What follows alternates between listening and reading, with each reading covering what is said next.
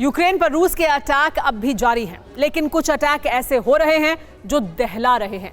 हैरानी की बात यह है कि रूस इन हमलों में किन मिसाइल्स का इस्तेमाल कर रहा है, इसकी पहचान तक नहीं हो पा रही है। 14 जनवरी को हुए अटैक को देखें। रूस ने राजधानी कीव तक तबाही मचाई थी, लेकिन तबाही मचाने वाले ये हथियार कौन से थे, कहां से रूस के पास आए, इसकी जानकारी सामने नहीं आई। लेकिन इस पूरे घटनाक्रम में पहली बार ईरानी बैलिस्टिक मिसाइल का जिक्र हुआ है। आखिर क्या है खाड़ी का ये बारूदी ट्विस्ट, देखिए ये रिपोर्ट।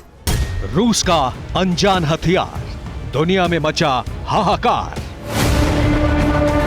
रूस ने 14 जनवरी को यूक्रेन पर जिस बड़े पैमाने पर हमला किया, उसने दुनिया को सिर्फ इसलिए नहीं चौंकाया कि इस तबाही में रिहायशी इमारतों को भी टारगेट किया गया, बल्कि दुनिया इसलिए चौंक गई क्योंकि यूक्रेन में तैनात किसी भी एयर डिफेंस सिस्टम में उन मिसाइल्स को मार गिराने की क्षमता ही नहीं थी।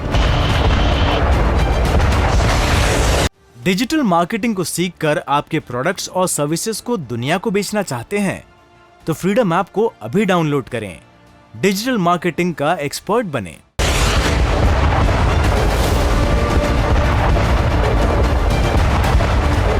हालांकि पहले यूक्रेन के रक्षा विभाग ने इन प्रक्षेपास्त्रों का KH-22 मिसाइल होने का दावा किया था, लेकिन यह दावा भी समय के साथ साथ कमजोर हो गया, जिसके बाद एक ऐसी आशंका ने जन्म ले लिया है जो भविष्य की जंग को विनाशकारी बनाती है।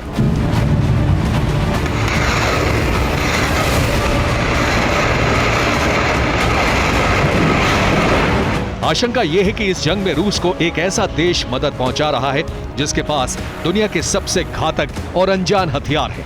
जाहिर है इस श्रेणी में चीन नहीं हो सकता, क्योंकि चीन खुद को भविष्य का हथियार निर्माता और विक्रेता मानता है। तो सवाल यह है कि आखिर वो हथियार रूस को दिया किसने?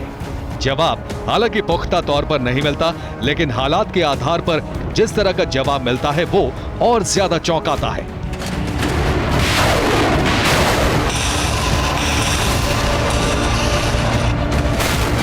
रूस का ये मददगार हो सकता है ईरान। जी हां, वही देश जिसने जंग के बीच रूस के साथ अपनी साझेदारी तो नहीं स्वीकार की, लेकिन उसे घातक हथियार की सप्लाई की थी। वो ड्रोन दिया जिसके सहारे करीब करीब एक दायरे में सिमट चुके रूस ने और ज्यादा विस्तार किया। तो क्या ईरान ने ड्रोन के बाद रूस को मिसाइल सप्लाई भी की? क्या रूस ने ईरान से मिली मिसाइल्स का इस्तेमाल किया है? आखिर जंग के बीच रूस के साथ ईरान की हथियार डील है क्या?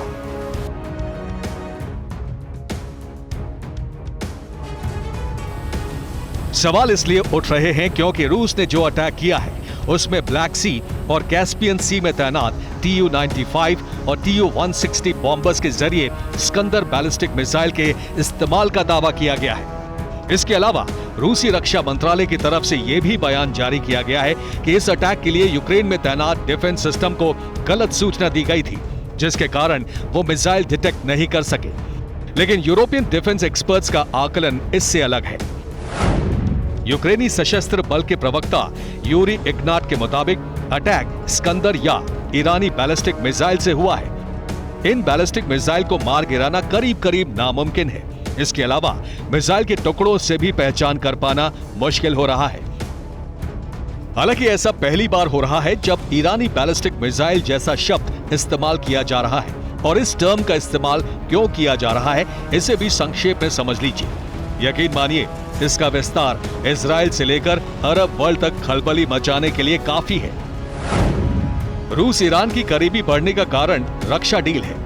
जंग के बीच ईरान ने रूस को अटैकिंग ड्रोन सप्लाई किए हैं। इसके बदले रूस ने ईरान को Su-35 देने का वादा किया था, और अब रूस इसी हफ्ते ये Su-35 जेट्स ईरान को डिलीवर कर रहा है। यानी वो घातक प्लेन जिसकी परफॉर्मेंस देखकर कई देश चौंके हैं, उसी फाइटर प्लेन को रूस अब वादे के मुताबिक ईरान को सौंप रहा है। यानी चीन के अलावा ईरान तीसरा ऐसा देश होगा जो इस घातक फाइटर जेट का इस्तेमाल करेगा, वो भी किन के खिलाफ, ये दुनिया जानती है। यही वजह है कि इजराइल से लेकर अरब तक खलबली मच गई है। Bureau report, TV9 Bharatvarsh. Digital marketing को सीखकर आपके प्रोडक्ट्स और सर्विसेज को दुनिया को बेचना चाहते हैं तो फ्रीडम ऐप को अभी डाउनलोड करें। डिजिटल मार्केटिंग का एक्सपर्ट बनें।